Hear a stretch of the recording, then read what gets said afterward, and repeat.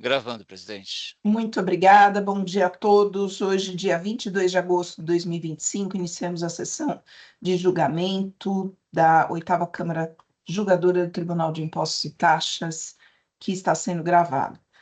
Estão presentes a sessão de julgamento Isabel Mil, doutora Maria Helena Tinoco, doutor João Carlos Silag, doutor Flávio Arantes, doutor Rodolfo Milan, representante fiscal. Também registro a presença dos advogados doutor Rodrigo Leite e doutor Lucas Montenegro para acompanhamento dos julgamentos. Então, iniciando pelo processo 5023-391, Cleanfield, processo relatoria da doutora Maria Helena, é um recurso ordinário e vista do doutor Flávio. Doutora Maria Helena, salvo o melhor juízo, a doutora acho que leu o voto na sessão anterior, então eu vou passar a palavra direto para o doutor Flávio, para que seja mais objetivo aqui o julgamento. Então, o doutor Flávio com a palavra. Bom dia a todos. O voto não é longo, eu creio que uns 5 minutos aí dê para ler, doutor Isabel. Eu vou passar a leitura aqui rapidamente. Então, item 2, aí resta incontroverso nos autos que as duas empresas envolvidas, a Cleanfield e a Omamori, fazem parte de um mesmo grupo econômico. Existem diversos aspectos do planejamento tributário utilizado que se afastam do modelo ideal, onde a operação industrial é apartada da operação logística, ou seja, toda a produção da fábrica seria circulada para um segundo estabelecimento com natureza de comércio atacadista, que desenvolveria a própria circulação. O fisco ressalta esses aspectos, tal como o da comercialização direta das mercadorias entre a fábrica e alguns clientes, preços diferenciados, uma certa confusão patrimonial, terceirização da logística, dentre outros aspectos que fazem com que o caso dos autos se distancie do modelo ideal de planejamento tributário, onde uma empresa cuidaria da produção e outra da distribuição. O polo passivo, por sua vez, se defende apontando características de mercado que justificariam a segregação de apenas parte das vendas, apontando, em síntese, que para grandes clientes seria justificável o faturamento direto da fábrica, ao passo que para os pequenos clientes seria necessária uma estrutura mais complexa, tanto em relação às vendas como em relação às entregas, e que tal estrutura seria melhor gerida apartada da unidade industrial, que justificaria a criação da Cleanfield, argumentando que todas as despesas relacionadas com a estratégia de vendas para o pequeno varejo e a operação logística teriam sido alocadas na Cleanfield. Principalmente a questão do preço praticado, sendo que o preço praticado pelo Omamori nas vendas para os grandes clientes é superior ao preço praticado nas vendas para a Cleanfield, o que a princípio demonstra que há uma diferença de tratamento entre os clientes que não pertencem ao grupo econômico por parte da Omamori, que estaria assim transferindo parte do lucro para a unidade do grupo econômico, sendo que esse preço de transferência, por ser inferior ao preço de mercado, implica em uma base de cálculo a menor para a retenção do imposto por substituição tributária. A exemplo do que ocorreu quando do julgamento do AIN 5035-013, em 22 de maio, pela 5ª Câmara Julgadora deste Tribunal, entendo pertinente aqui também a conversão do presente julgamento em diligência. Aí eu transcrevo aqui a diligência que foi determinada lá pela 5ª Câmara e digo no item 8 que, em matéria de preços de transferência, entendo de grande relevância a determinação do custo da mercadoria, assim entendido como a soma do custo da matéria-prima, material secundário, mão de obra e acondicionamento, que é o custo da mercadoria vendida, CMV. Se as transferências a preço de mercado descaracterizam qualquer manipulação por parte do grupo econômico, diversos outros dispositivos do RICMES apontam como limite inferior para tais operações o preço de custo em operações entre estabelecimentos de uma mesma empresa. Aí eu transcrevo aqui o artigo 38 e o artigo 39, que apontam aqui que em transferências entre empresas, entre estabelecimentos de uma mesma empresa, o limite inferior da transferência é o preço de custo da mercadoria. Aí volto ao voto no item 10 e digo assim, entendo pertinente verificar a posição das operações glosadas em relação ao preço de custo e ao preço de mercado, como forma de se aferir à agressividade do planejamento tributário realizado, pois a partir dos dados disponíveis não é possível aferir como se deram as vendas da Umamori para a Cleanfield. Desta forma, determina a conversão do julgamento em diligência para que, no prazo de 30 dias, contado da intimação do resultado do presente julgamento, a Umamori junto aos autos duas tabelas, uma para 2020 e outra para 2021, contendo a totalidade ou os 10 principais itens de mercadoria autuados em ordem de valor decrescente. Aí eu cito aqui as colunas, pedindo o custo de mercadoria vendido, o preço médio de venda CFOP 5401 nas vendas para a Cleanfield, nas vendas para os demais clientes, e o cálculo da margem de lucro. Eu estou pedindo para o Mamor essa tabela porque, como o auto foi feito na Cleanfield, eu não sei se o auditor tem acesso aos dados da Umamori lá na delegacia dele. E aí depois aqui eu estou pedindo, então, para o auto ser remetido para o fiscal, para que o fiscal complete com a margem de lucro da Cleanfield aqui. Então é uma diligência um pouco diferente da que foi pedida no outro julgamento, e eu estou pedindo para aferir aqui a margem de lucro de cada estabelecimento e o custo da mercadoria vendida para verificar aí onde que se situa o planejamento tributário em relação ao preço de mercado e ao preço de custo. Se o preço praticado pela Umamori está mais perto do preço de custo ou mais perto do preço de mercado, para saber se o lucro está distribuído de forma uniforme aí entre as duas empresas.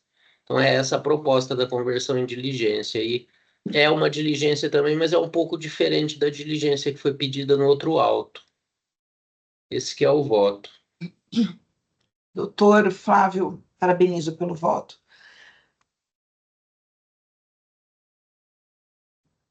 Parabenizo pelo voto, mas antes de passar a palavra para a representação, que já indicou aqui uma manifestação, doutora Maria Helena. Eu vou manter.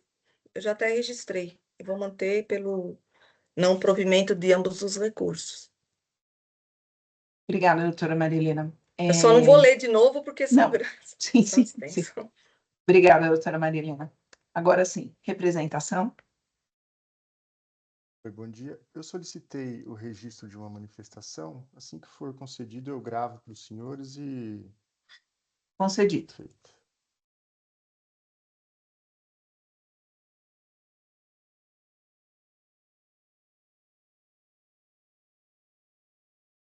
Os senhores já têm acesso à manifestação. Eu vou tentar ser bastante breve.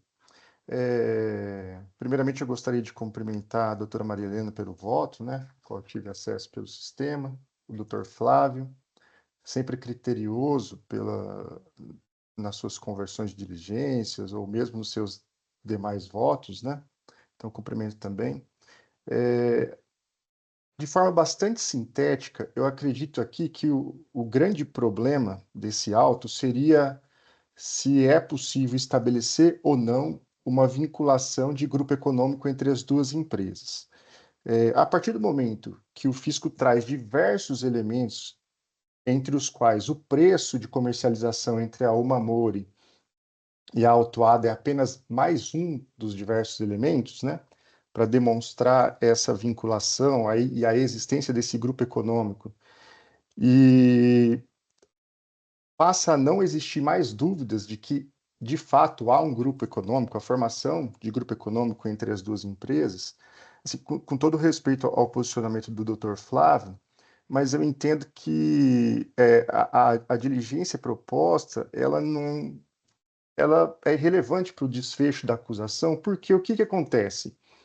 Quando é comprovada a existência do grupo, o 264.3 desloca a competência para o recolhimento do ICMS-ST para a autuada, né? Então, não vai fazer diferença a determinação se o preço de venda da Umamori está mais perto do custo ou do preço do mercado, porque a base de cálculo para a incidência do ICMS-ST passa a ser o valor praticado pela autuada nas vendas que fez para os destinatários finais. Então, Basicamente, o cerne da minha manifestação é essa. Como o próprio Dr. Flávio demonstra não ter dúvida nenhuma sobre a existência de um grupo econômico entre as empresas, então é natural o deslocamento da competência do recolhimento para a autuada e também passa a ser a base de cálculo do ICMS-ST o preço que ela praticou nas vendas para os destinatários finais. Então, eu entendo sobre esse aspecto que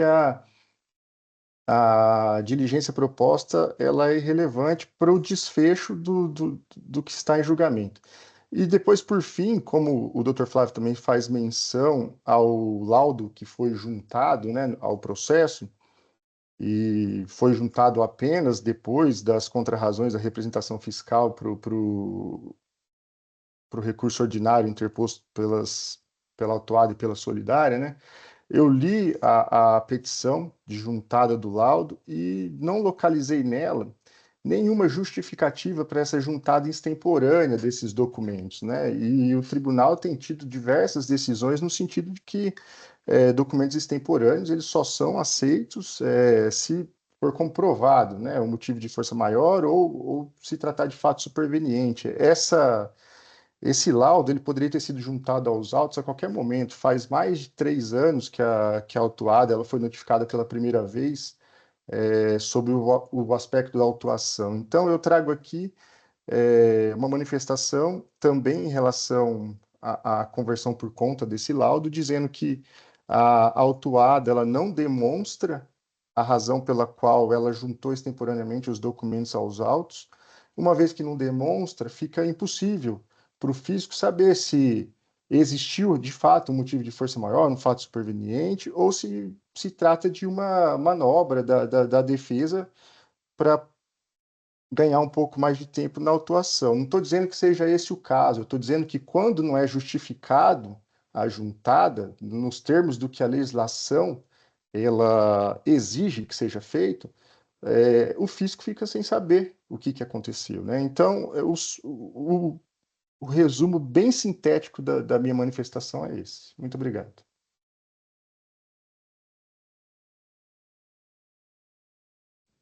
Obrigada a representação. O doutor Lucas pediu a palavra, mas é uma questão de ordem, doutor? Sim, senhora presidente, queria só manifestar um ponto que eu acho que é um esclarecimento de fato e uma questão de ordem também, de uma premissa que entendo equivocada. Essa questão que a representação respeitosamente trouxe em relação à questão do grupo é uma questão que é incontrovérsia realmente nos autos e em momento nenhum isso foi negado.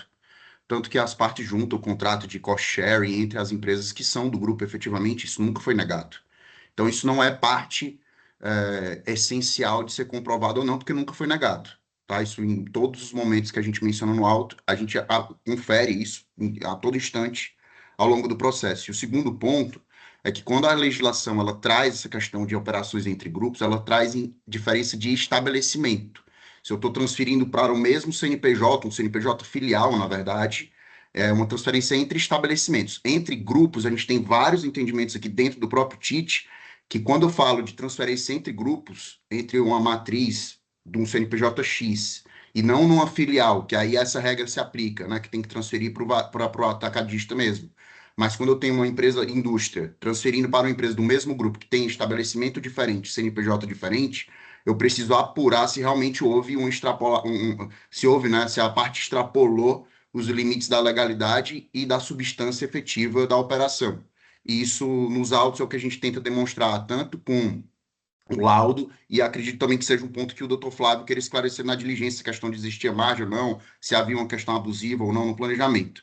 E, por fim, o terceiro ponto da juntada posterior do laudo, a empresa é controlada, todos sabem, por um grupo americano, o grupo Hormel Foods, é um grupo que está presente em mais de 70 países, e a operação do Brasil demora para aprovar alguns tipos de movimentação.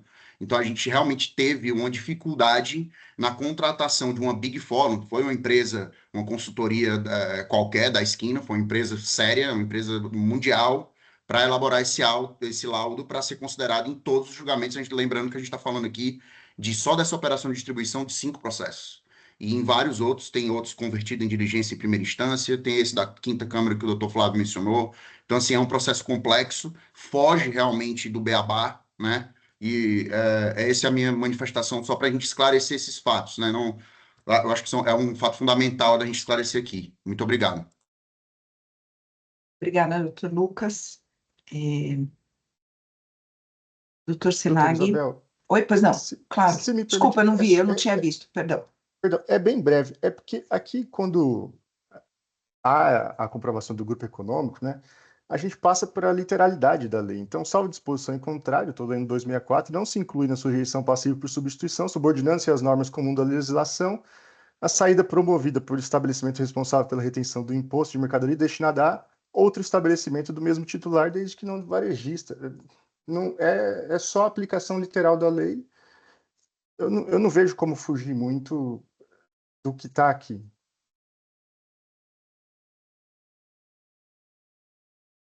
Doutor Flávio.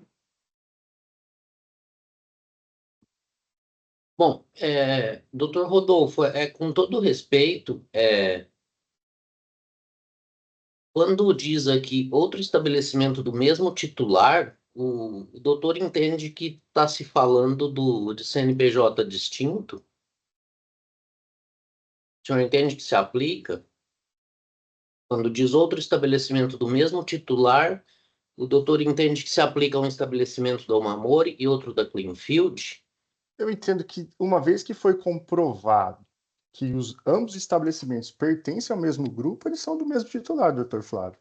Independentemente da forma que o contribuinte fez isso aparecer para o fisco, né? Se criando uma filial ou criando um novo CNPJ, e aí fica a cargo dos senhores decidir por qual razão o contribuinte teria feito isso. Eu entendo que, uma vez comprovado que ambos pertencem ao mesmo titular, inclusive eu tentei ser rápido, né, por conta da nossa sessão, mas os elementos que o fisco trazem aqui causam uma certa estranheza em qualquer legislação que se olhe a coisa, né? Então, tem funcionários de uma empresa trabalhando dentro da outra empresa, as notas fiscais de uma empresa são emitidas pela empresa filial, pela empresa solidária.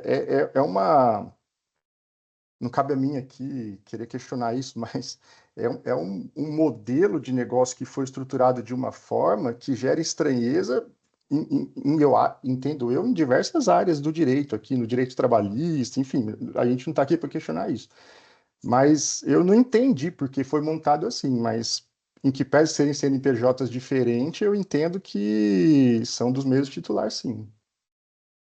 É que no caso de grupo econômico, até existem até instruções normativas da Receita Federal que admitem o compartilhamento de alguns custos, né, como contabilidade, custos administrativos. Se admite que esses centros de custos sejam comuns e se faça um rateio, né? Então, no caso de grupo econômico. Agora, aqui no caso, eu, assim, particularmente a opinião minha, eu entendo que a autuação teria sido melhor realizada se ela tivesse feito na Omamori, poderia até colocar a Cleanfield como solidária, né? Agora, o substituto tributário é a Omamori, isso que essa equiparação de um grupo econômico a empresas do mesmo titular, a legislação não faz essa equiparação, né? Quem está fazendo essa equiparação aí no caso é o doutor, né? Que a legislação não equipara estabelecimento do mesmo titular a empresas do mesmo grupo econômico. Essa equiparação aí, ela não existe na legislação, ela é uma interpretação, né? Eu acho que por conta dos elementos dos autos, né, doutor Flávio? Foi provado que, por exemplo, a autuada, ela tem um funcionário, né? Foi uma estrutura que a gente entende por que foi feito assim, mas entendo eu que para a aplicação específica dentro da legislação tributária paulista encontrou óbices, né? Tanto que Tem é diversas nesse sentido empresas o que voto da doutora funcionam Maria Helena assim. também. Tem Senhor diversas presidente, empresas grandes aí no senhora presidente, estado que posso só trazer um funcionam dessa esclarecimento do forma. processo, doutor Flávio? Só um ponto acho que eu queria lembrar aqui. Doutor Lucas, só um minutinho, deixa só eles terminarem e eu passo a palavra para o senhor. Eu já vi que o senhor Obrigado. levantou a mão. A legislação permite que seja dividido a operação entre fabricação e logística. Esses compartilhamentos de custo aí, isso daí até a Receita Federal admite isso, né? Eu não sei se a empresa não esconde isso. Mas Você vai e falar onde que causa encaixaria? estranheza, duas empresas do grupo econômico têm a contabilidade junto. Não sei se causa estranheza, não é Mas a minha onde que impressão, encaixa, não. então, o artigo 264, inciso 3, É nisso quando tudo? tem matriz e filial, né? Se Mas, fosse uma matriz e uma filial, é exatamente essa situação que é prevista na legislação. A legislação não bom, prevê empresa do grupo econômico, prevê matriz e filial. é que para mim é isso que foi caracterizado nos autos, doutor Flávio. Mas assim, é só uma interpretação, não quero forçar ninguém a ter esse tipo Não, de... só estamos A mesma conversando só. conclusão que a minha, mas para mim é exatamente isso que foi caracterizado nos autos, pela forma como se dá, né, a construção da atividade entre as duas empresas, né? Eu não vejo, não consigo ver uma diferença aqui da atuação do que foi feito entre ser uma matriz e uma filial ou não. É apenas isso. Só a exceção é a questão do CNPJ, né? Mas eu acho que como a gente já desconfigurou aqui vários contratos, né? Por exemplo, na importação por conta e ordem, se é por encomenda, às vezes o contribuinte escreve uma coisa, mas todas as características do que está escrito configuram uma outra situação. Então, para mim é isso, mas assim, é só minha opinião. Eu respeito o posicionamento do doutor, sempre bastante criterioso, a diligência foi muito bem encaminhada ao fazer com que o fiscal aguarde, etc. Mas, aos meus olhos, a demonstração do custo do produto aqui ela não é relevante para o desfecho da autuação, mas é só minha opinião. Obrigada, representação, doutor Flávio. Doutor Lucas, Bem breve, senhor presidente, muito obrigado, mas seguindo na linha que o doutor Flávio está falando, existem vários posicionamentos aqui do Tite, trazendo justamente o seguinte: quando existe um suposto planejamento abusivo em que se utiliza dentro de um mesmo grupo dois CNPJs distintos para acobertar uma fraude ou algum tipo de problema nesse sentido, cabe ao fisco demonstrar, né, que houve realmente uma abusividade. Por isso que se entende, né, que para você desconfigurar uma operação do que aconteceu formalmente para algo que há uma suposta fraude, eu preciso verificar alguns elementos. E esse ambiente que a gente está falando de empresas entre grupos, ele, de fato, isso é uma própria conclusão do próprio Dr. Ramon, lá no outro julgamento, é de que é um ambiente, de antemão, ele é promíscuo, né, para acontecimento de algumas fraudes. Não é a situação ideal para um planejamento. A gente concorda com isso. Mas, por si só, não pode ser presumido um existimento de uma fraude só porque há uma troca de operações entre grupos. E aí, por isso que esse detalhamento ele é importante para a verificação de uma ilegalidade ou não. O outro ponto que a gente queria trazer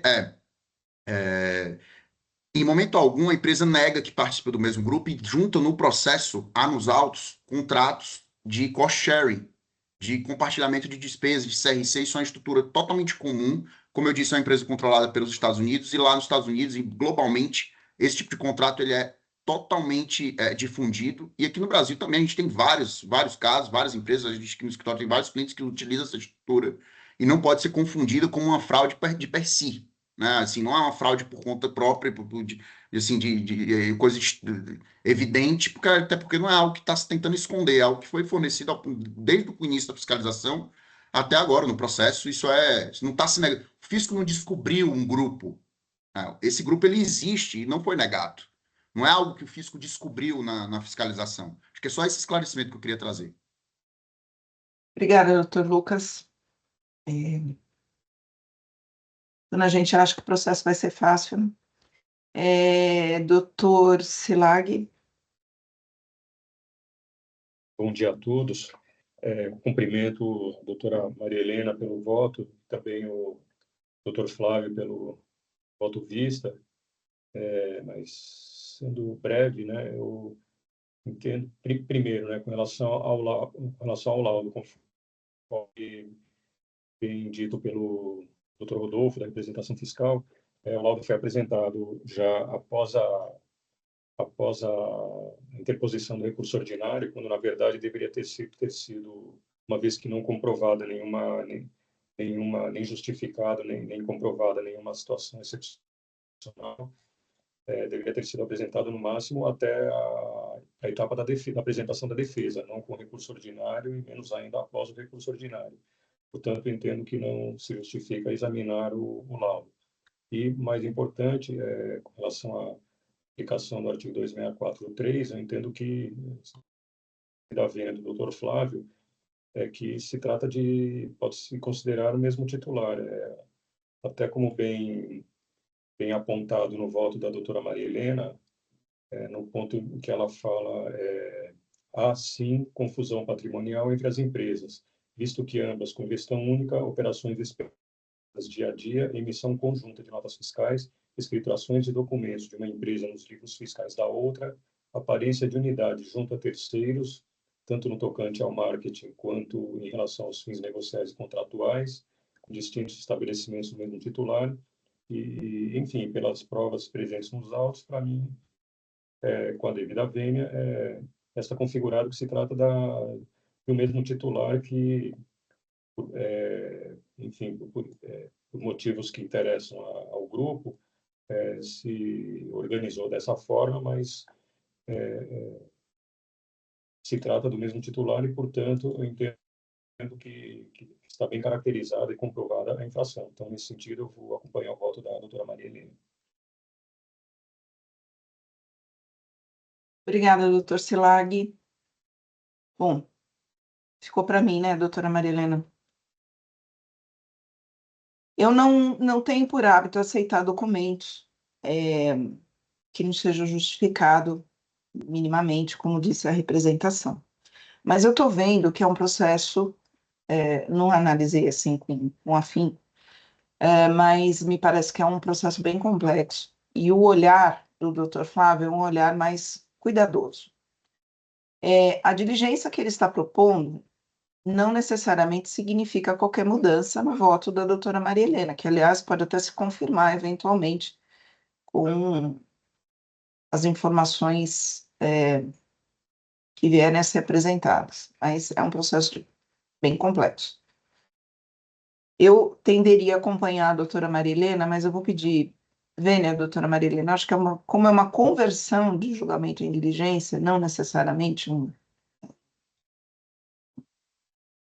voto definindo aí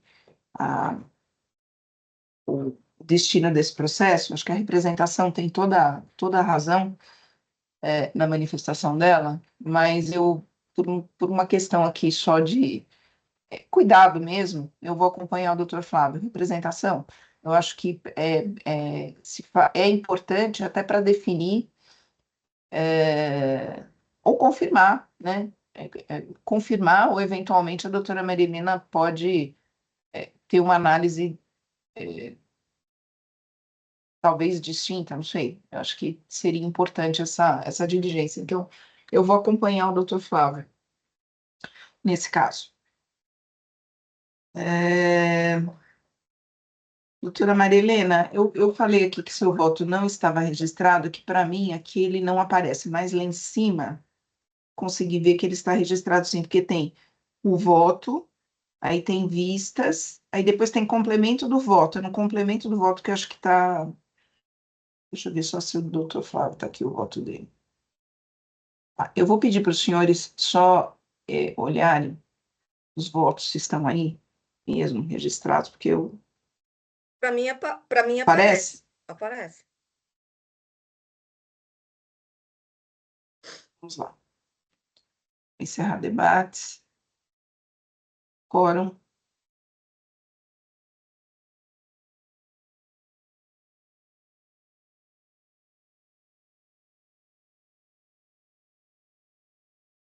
Votação.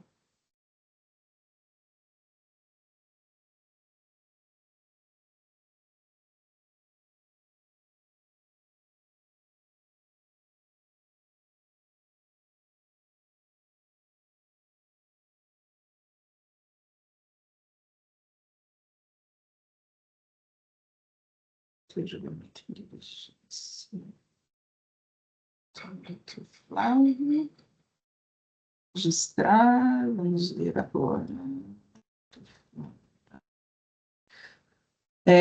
Doutor Lucas, então o processo 40.23.391, ele foi convertido o julgamento foi convertido em diligência nos termos do voto do doutor Flávio.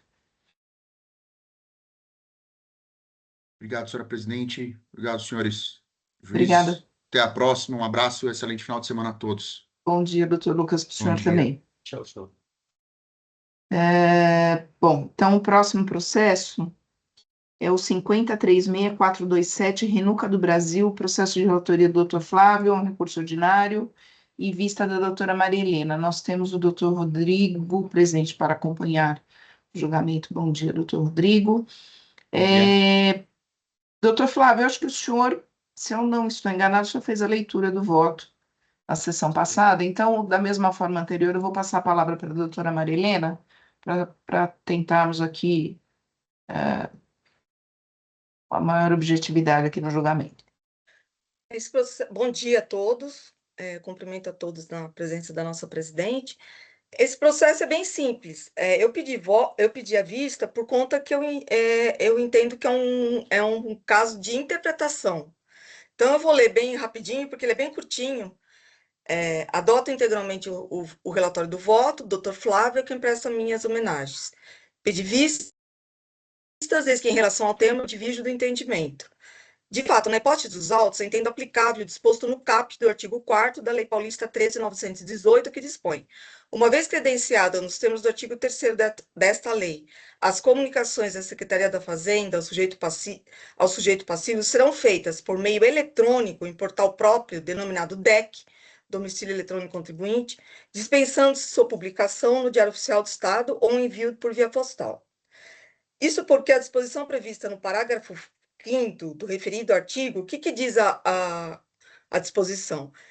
No interesse da administração, a comunicação poderá ser realizada mediante outras formas previstas na legislação. Eu entendo que o que é aqui? Foi uma intimação que não foi feita via DEC, né? Foi feita via postal, e por conta disso a empresa ela não recorreu da parte do regime especial. E o voto do doutor é que foi certa a intimação, porque ele se baseou no parágrafo 5º do artigo. Bom, o caput diz que tem que ser DEC.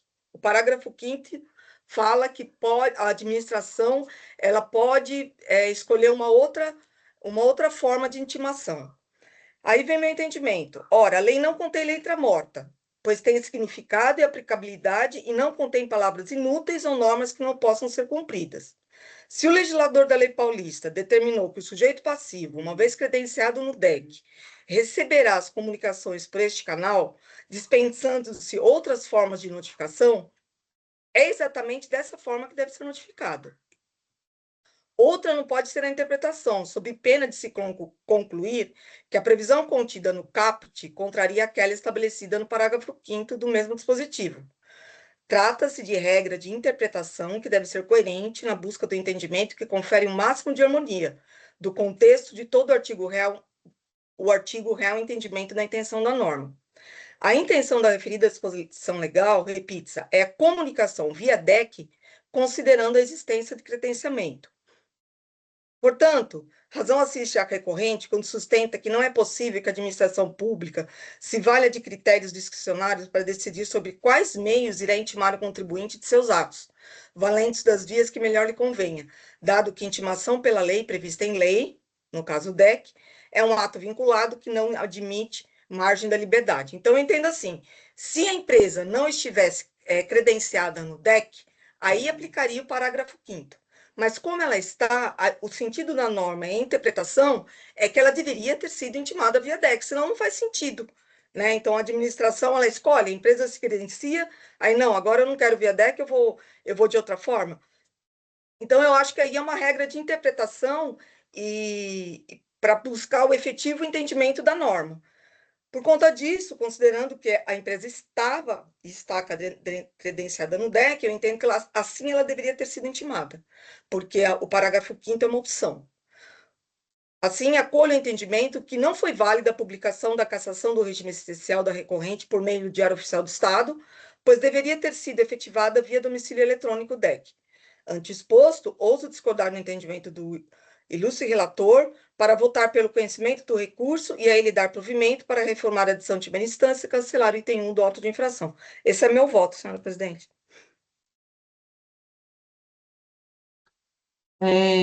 Doutora Maria Helena, parabenizo pelo voto e pela análise. Doutor Eu Flávio. já tive em outro triênio, eu já votei assim, mas eu não consegui achar o voto, não sei se fui vencida ou não fui, mas aí é uma regra de interpretação, né? Porque senão uma lei, um dispositivo da própria lei é contrário ao outro, não faz sentido, né?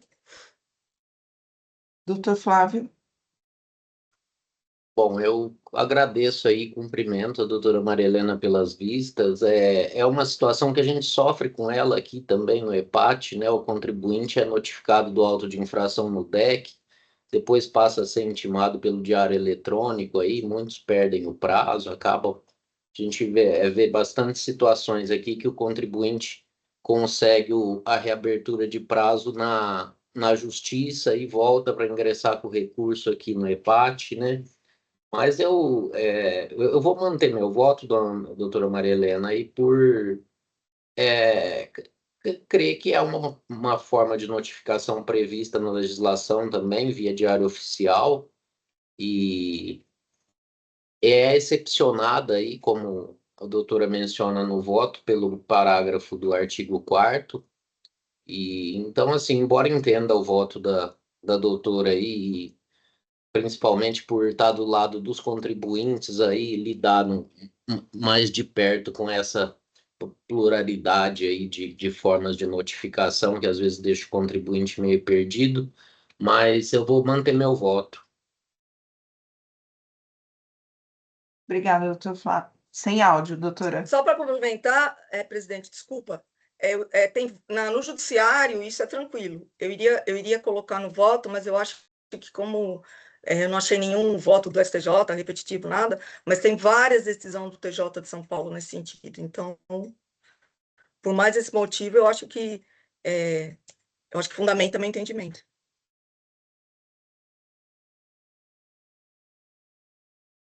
Doutora Maria Helena, antes de passar a palavra para a representação, eu confesso que eu acabei lendo seu voto só ontem, eu não analisei o processo antes, e eu queria fundamentar, mas eu não sei se vai dar tempo de fazer isso agora. O problema é que esse processo já saiu em vista. Mas eu gostaria, talvez, aí de fazer um complemento, analisar um pouquinho melhor e talvez fazer um complemento. Representação? Bom dia a todos. Bom, eu entendo da mesma forma que o Dr. Flávio, quando a gente está tratando de órgão público, né, que faz a gestão do interesse público e principalmente dos recursos públicos e dada, né, a indisponibilidade do bem público, é difícil restringir a interpretação do parágrafo 5º, né, no interesse da administração pública, a interpretação dada pelo doutora Maria Helena, mas com todo respeito, obviamente, eu discordo disso. Eu acho que quando o legislador traz no interesse da administração pública, ele está levando em consideração justamente isso, a indisponibilidade do bem público, a gestão do interesse comum de toda uma sociedade, né? Então, se o fisco utilizou-se de um meio previsto na legislação para fazer a comunicação ao contribuinte, baseado no interesse da administração pública, eu entendo pela validade da comunicação feita via o diário eletrônico ou qualquer outra forma que seja, desde que previsto na legislação. Já existe essa segurança, né? É uma forma que está prevista na legislação. Então, eu entendo que a cassação ela produziu, sim, efeitos e, portanto, a validade do crédito constituído. De novo, presidente, respeito o entendimento do doutor Rodolfo, mas assim, a legislação, ela tem que ser, a interpretação, as regras de interpretação, elas têm que ser iguais para todo mundo, não é por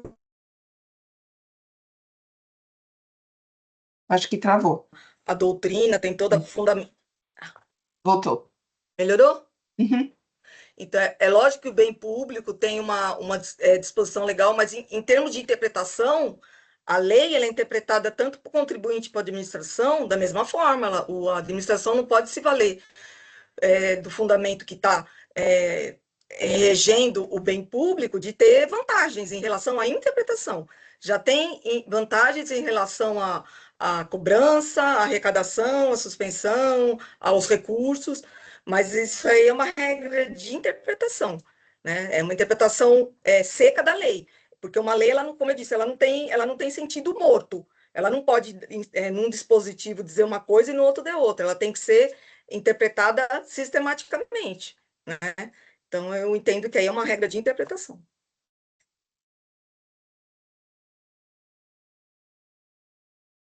Olha, eu vou abrir uma exceção para mim mesma. Em razão aqui do avançado da hora, doutora Maria Helena, eu vou pedir vista desse processo, só eu gostaria só de fazer uma análise aqui, e eu trago na próxima sessão que tiver disponível, eu já trago o processo. É bem rápido, Então, só para a gente não atrasar.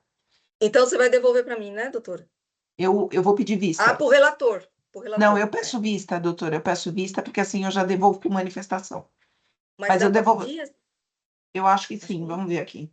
Acho Se que não não. der, se não der, eu devolvo para o relator. É. Deixa eu ver se vai abrir. Mas aí eu vou ter que baixar esse processo. Não, solicitar preferência, não. Então, doutora, só um minutinho, deixa eu baixar aqui rapidinho. Gostaria de fazer uma manifestação, mas eu não quero atrasar a sessão. É rapidinho, um volume só, achei até que era maior.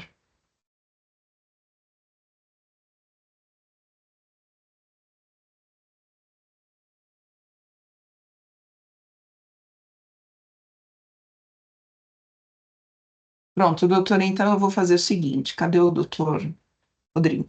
Doutor Rodrigo, esse processo volta para a relatora, eu prefiro fazer uma para doutora Maria Helena. Não, de quem é o processo, doutora Maria É do Helena? doutor Flávio. Não, Vou pedir vista. então, espera um pouquinho, para quem que eu vou devolver esse processo? O doutor Flávio. Doutor Flávio, eu vou devolver esse processo para o relator, e aí eu vou pedir a gentileza de pautar esse processo na outra semana que estiver disponível. Mas aí eu vou pedir para o senhor pautar, porque assim eu já trago a manifestação, assim a gente não atrasa a sessão, pode ser? Combinado. Tá ótimo, É, presidente. o doutor Rodrigo entendeu a dinâmica aqui? Não, entendi sim, entendi. Eu já fui juiz do Tite, eu sei como funciona. Ah, então, pronto, está em casa. Então, isso, doutor. Então, eu devolvi para o relator. Na próxima sessão, que esse processo puder ser pautado, o doutor Flávio já pauta e eu trago aqui a manifestação, tá bom? Tá ótimo, presidente. Muito obrigada, viu, doutor Muito Rodrigo? obrigado a todos pela Bom dia. atenção. Bom final de semana a todos. Obrigado. Tchau, tchau. Bom dia. Então, vamos lá. Bom, agora não temos mais presentes na sessão. Acho que podemos seguir aqui na sequência da pauta. Então, processo 40.36.273, atacadão, processo de autoria do Dr. Silag, é um recurso misto. Doutor Silag, como o senhor achar melhor? O senhor prefere, como não temos presentes? Doutora Isabel, Pois não. doutora Isabel, desculpa, esse processo eu só tinha pedido para colocar em pauta porque eu estou impedido, então é só para eu devolver. Verdade. Eu ia até falar para o senhor ler sua ementa e o senhor vai ler sua ementa, então. Como é que eu faço para devolver aqui? Espera um pouquinho.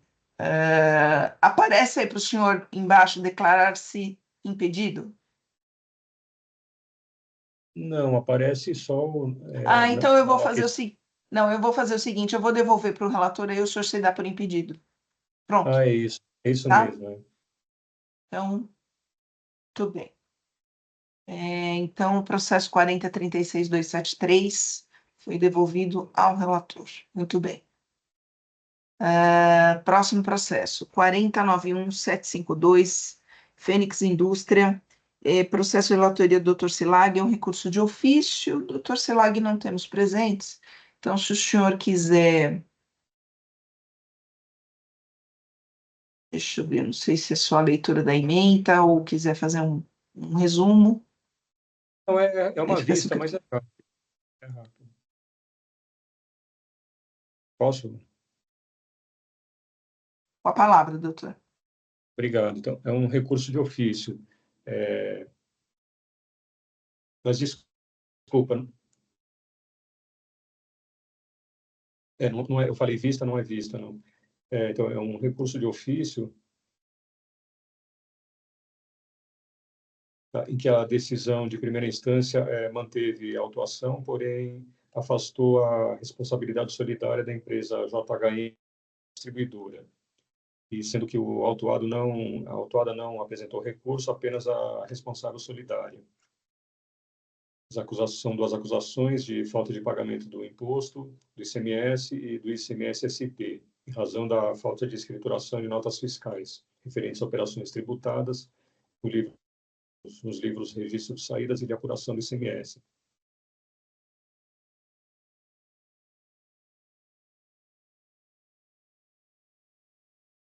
E eu digo que, do exame dos autos, se verifica que a comprovação da ocorrência das infrações objeto dos itens 1 e 2, não sendo comprovado o pagamento do imposto devido pela operação própria e nem pela operação de substituição tributária. E as acusações restam comprovadas.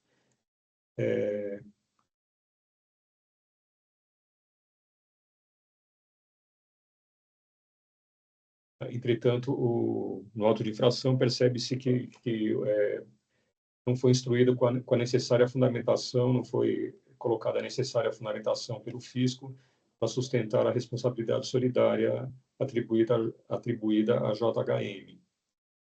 E não se encontra no auto de infração a indicação expressa dos dispositivos legais que fundamentam a solidariedade, de forma a colocar a JHM no polo passivo da relação jurídico-tributária.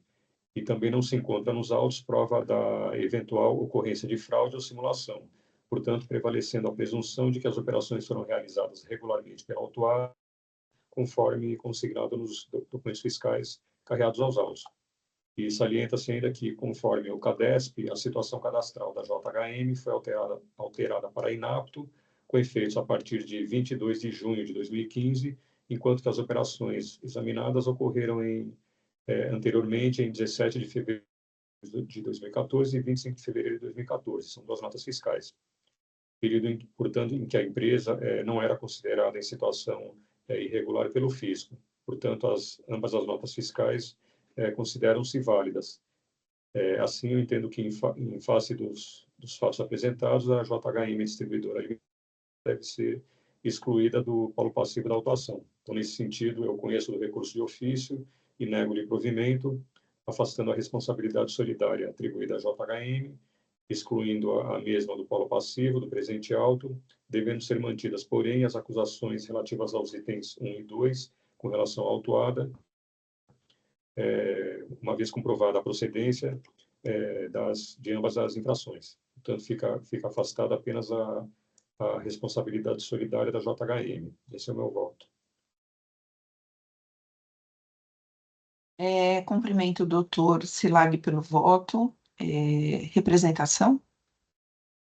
Bom dia novamente. Cumprimento o doutor Silag pelo voto também. Uma vez que não teve a apresentação de recurso ordinário, né, e a própria representação fiscal, ela se manifesta no recurso de ofício nos exatos termos do voto do doutor Silag, não temos nada a acrescentar. Perfeito, obrigada. Doutor Flávio, doutora Maria Helena. Eu acompanho. Também acompanho aí, cumprimento o doutor João Carlos pelo voto e vou acompanhar. Perfeito, então está registrado, quórum.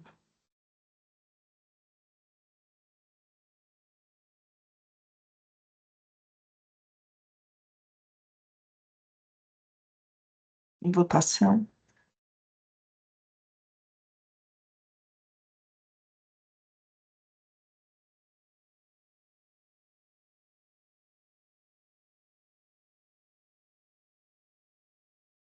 Muito bem, então o processo 40.91752, o recurso ordinário foi Recurso de ofício foi conhecido e não provido. Encerramento. Tudo bem. Então, próximo processo é o 41.38091. Bioclara, processo de relatoria do Dr. Silag, é um recurso ordinário. Dr. Silag, não temos presentes, né? Não temos patronos presentes para acompanhamento. Certo, obrigado.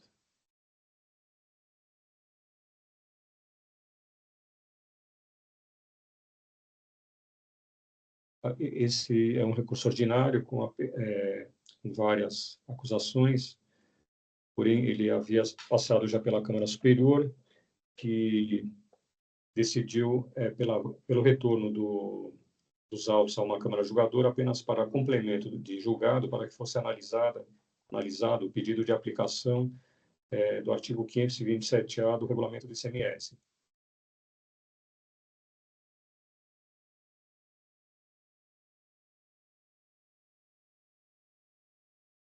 Então, eu digo que o artigo 527-A do Regulamento do ICMS apresenta diversos requisitos objetivos e subjetivos que devem ser observados pelo julgador para verificar a conveniência de conceder o benefício fiscal da redução ou relevação das penalidades aplicadas.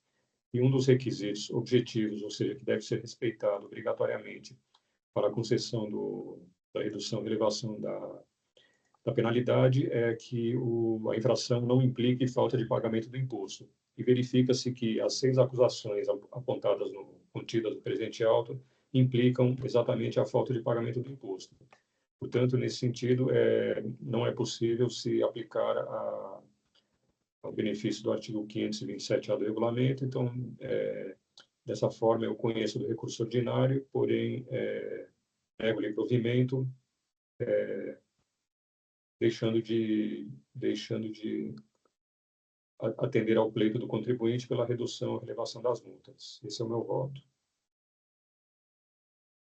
Cumprimento o doutor Silag pelo voto. Representação.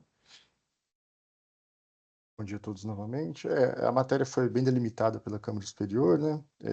E aqui, como bem disse o Dr. Silag, a vedação legal, né, pela aplicação do benefício, não se trata dos caráteres de dosimetria, mas sim de uma própria vedação da aplicação do benefício, porque as infrações refletem falta de pagamento do imposto. Então, não temos nada a acrescentar além disso. Obrigada, representação. Palavra aberta. Por conta da delimitação, né, da nossa manifestação, julgamento, eu vou acompanhar o Dr. Silag, a quem eu cumprimento, né, a elaboração do voto. Bom, também cumprimento aí, doutor João Carlos, pelo voto, e vou acompanhar aí toda acusação de crédito indevido, né? Todas as acusações. Então, vou acompanhar sem ressalvas aí. Obrigada, doutor Flávio. Doutora Marilena, também acompanho o doutor Silag.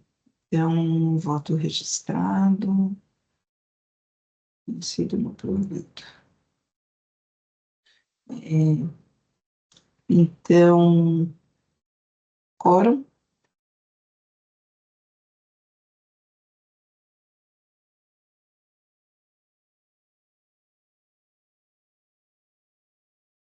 Votação.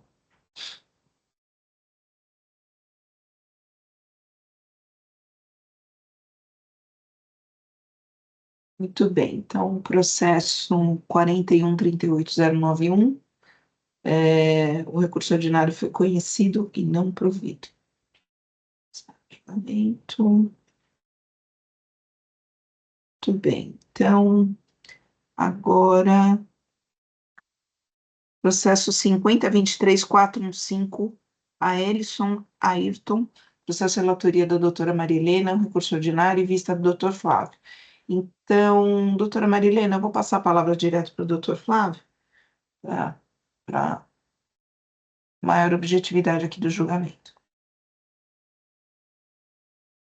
Bom, esse processo aqui, nós, inclusive, já votamos um semelhante no começo do mandato,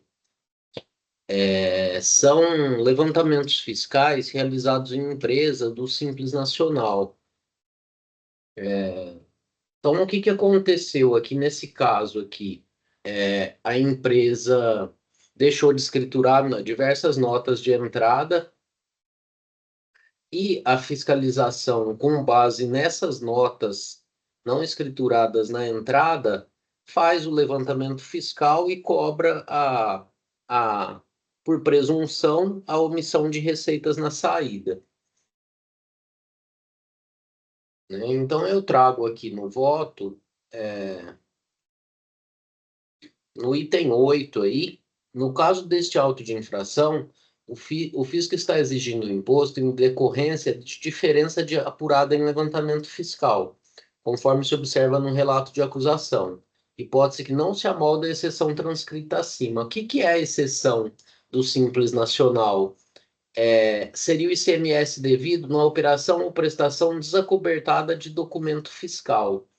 Então, aqui o fisco constata a infração de falta de escrituração de notas fiscais na entrada, e aí, por presunção, aplica a regra do levantamento fiscal e considera aí o resultado do levantamento fiscal como decorrente de receita omitida. Então, eu aponto aqui no item 9, ó, assim, ao que tudo indica, a infração constatada pelo fisco é a falta de escrituração de documentos de entrada, ainda que não conste tal item de acusação no auto de infração. E tal infração não pode ser confundida com a presunção legal dela decorrente, que é a omissão de operações e prestações de serviços tributáveis, que geralmente assume a forma de operação ou prestação desacobertada de documentação fiscal. Só que a infração de operação ou prestação realizada sem emissão de documento fiscal, ela possui uma capitulação própria na Lei 6374, que é a do inciso 4A, que fala justamente falta de emissão de documento fiscal. Observo nesse sentido que tal acusação não é realizada no presente lançamento. E aponto aí, por outro lado, que nas regras do Simples Nacional, elas contêm todos os elementos necessários para a exigência do imposto mediante presunção de omissão de receitas, a partir das regras do Simples Nacional. Aí eu trago aqui artigos da resolução do Comitê Gestor 140/2018, que, especialmente em seu artigo 94, diz que considera-se também ocorrida a infração quando constatada a omissão de receitas. E dessa forma, eu entendo equivocada a exigência do imposto apurado mediante levantamento fiscal da forma como realizado, exigindo-se o ICMS conforme calculado pelas regras da Lei 637489, pela alíquota de 18%, sendo que a regra geral para a exigência da obrigação principal, no caso de estabelecimentos optantes pelo regime do Simples Nacional, é a exigência do ICMS conforme previsto no artigo 24 da Resolução 140/2018, ou seja, de acordo com as regras, com as faixas do Simples Nacional. E veja-se que o lançamento de ofício, da forma como realizado, resulta em um crédito tributário significativamente maior que o crédito que seria devido, calculando-se o ICMS pelas faixas previstas no artigo 24 da resolução, atraindo a aplicação do artigo 112 do CTN em caso de dúvida. Reitero que a infração constatada pelo fisco para caracterizar a omissão de receitas foi a falta de escrituração de documento fiscal na entrada, e que tal infração não está prevista como exceção na Lei Complementar 123/06, como hipótese para afastar a aplicação das regras do Simples Nacional aos fatos acusados. Aí eu transcrevo aqui 2 outros julgados meus aí nesse mesmo sentido. Então é uma tese aí que já não é a primeira vez que eu apresento ela, mas que eu acho um procedimento aí extremamente injusto para o contribuinte aí do Simples Nacional, que está acostumado a pagar pelas alíquotas do Simples Nacional, aí se depara com uma situação dessa e não tem direito ao reenquadramento, porque não foi desenquadrado, não tem direito à apuração dos créditos, e acaba sendo cobrado aí só pela saída a 18%, conforme no caso dos autos aqui. Então, é uma posição que eu tenho aí. No dia que a doutora Maria Helena apresentou o voto, até concordo com a doutora Maria Helena que é um recurso bem atabalhoado, assim, tem diversos argumentos soltos no recurso, mas esse argumento específico, ele está lá no, no recurso ordinário, então eu estou conhecendo do recurso ordinário nesse ponto aí, dando provimento para cancelar o auto de infração. Parabenizo o doutor Flávio pelo voto. Doutora Maria Helena. Doutora Isabel, como que eu faço? Nesse caso, eu queria acompanhar o doutor Flávio, porque realmente a gente já votou assim. Em outro caso, por ser do Simples. Eu posso só acompanhar? Por isso que eu não registrei. Eu estou procurando até esse outro voto, mas eu não Mas sei eu o que acho que a gente aconteceu, já que eu não, votou. eu não estou Eu coloquei conseguindo. ele aí embaixo, doutora Isabel. Eu vi, mas foi vencedor o seu voto, né? Sim. Foi, eu até Tá. acompanhei ele. Não, que eu estou tentando abrir aqui, eu não consigo abrir, mas ok. Eu queria acompanhar. Doutora Maria Helena, eu acho que tem que fazer o seguinte. Antes de passar a palavra para a representação, só um minutinho, só para a gente resolver essa questão aqui de registro. Eu penso aqui, doutora, que a senhora tem que registrar o seu voto Então, e mas se eu fazer uma confirmo. preferência confirmando acompanhando o voto de vista do doutor, que eu acho que não tem outra forma. Se Então, não aqui me está falha a assim. memória, perdão, se não Sim. me falha a memória, da outra vez que nós fomos votar, acabou que a doutora Maria Helena não alterou o voto para o doutor João Carlos poder acompanhá-la. Eu não sei como fica essa situação aí, porque o doutor João Carlos Então, me parece que não estava Ah, confortável verdade, com verdade, a tese minha, e aí acabou que a doutora Maria Helena desistiu de verdade. alterar o entendimento para o doutor João Carlos poder acompanhar ela. Se não me falha a memória, eu creio que até era o Rodolfo que estava aqui com a gente, Rodolfo. Não, não era eu, mas eu ia comentar isso, que o voto da doutora Maria Helena foi no mesmo sentido desse de agora, mas eu não sabia desse Se eu detalhe. não me engano, a gente votou dessa forma para o doutor João Carlos poder se Ah, posicionar. perfeito. Porque se a então, doutora Maria Helena Deixa, altera o entendimento, aí o doutor João Carlos eu acho que não concorda com a tese. verdade, Não, deixa só isso. Deixa eu só perguntar para o doutor desculpe, não, Silag o que ele pretende. se a doutora Maria Helena mudar o voto e acompanhar o doutor Flávio, então, uma vez que não vai haver divergência, acho que há a possibilidade de eu pedir vista, né? não, porque já é Não, vista. já saiu em vista. Só se voltar, só se fizer a mesma coisa que nós fizemos no voto anterior. Aí devolveria para a doutora Maria Helena. O senhor baixa o processo, devolve para a doutora Maria Helena e aí na próxima sessão o senhor traz um voto de preferência. Tudo bem. Então, porque eu queria mudar o voto, porque o que acontece? Eu fui ver meu voto e vi que tava igual, e eu votei igual. Porque aqui eu tenho a possibilidade de modificar o voto, eu tenho confirmar e modificar. Então, quando eu coloco modificar, eu posso mudar e acompanhar o doutor Flávio. Não sei, aí o presidente que vê o que faz. Só se fizer o seguinte, devolver então para a doutora, doutor Silag baixa, a doutora consegue corrigir o voto para a próxima sessão e o doutor Silag já traz traz o voto traz o voto em vista. Eu acho que Tá. fica melhor assim, a gente consegue acertar. Mas antes disso, representação. Bom dia a todos. Eu tinha preparado uma manifestação, mas uma vez que o processo vai sair em vista e a doutora Maria Helena não vai ter como registrar o voto, eu também acho que me vejo impedido de juntar, então eu posso juntar no retorno. No retorno. Tá É certo. porque eu não consigo gravar a solicitação. Porque da outra vez eu não mudei por conta disso. E aí eu já julguei errado. Não é que eu julguei diferente de novo, porque eu fui na mesma linha do outro, né? Mas eu concordo com o doutor Flávio. Então, doutor Flávio, nós vamos fazer o seguinte: eu vou devolver para a doutora Maria Helena, aí seu voto, eu imagino que o seu voto de vista continua aqui. Mas caso ele não esteja aqui no retorno, né, quando esse processo voltar, se a gente perceber que o voto acabou não não sendo registrado por qualquer motivo, só registra de novo, ou numa preferência, e o doutor Silag traz a vista dele. Mas aí, ô, doutora, aí no meu, quando eu trouxer, eu posso falar que já entrou nessa e eu mudei Sim. meu entendimento, né? Sim, eu acho que não vejo, Não, não se o vejo voto problema. dele, se o voto dele não estiver no processo, Sim. tudo bem, né? Sim. Bem. Então, vamos lá. Então, Doutora Marina, a senhora poderia, depois por WhatsApp, não sei, me Mandar o informar o voto? número, Claro.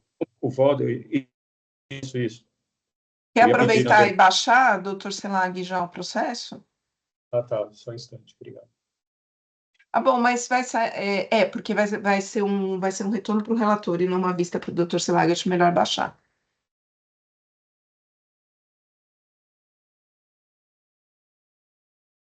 Mas eu mando, doutor. Obrigado.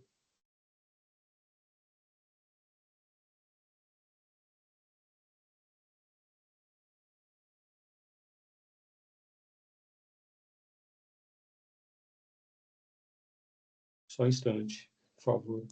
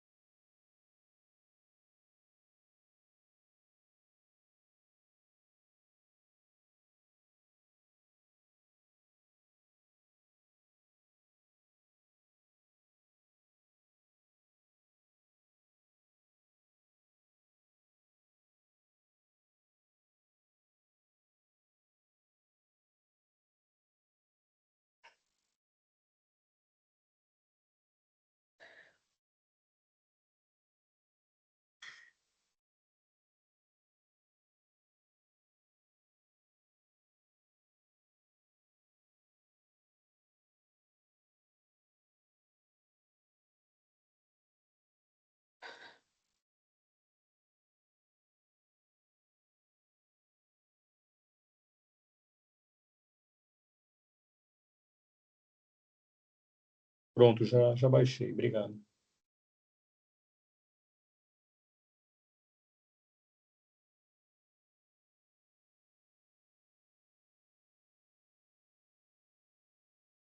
Processo devolvido para o relator. Então, processo 523415 retorna para a relatora. Muito bem. Deixa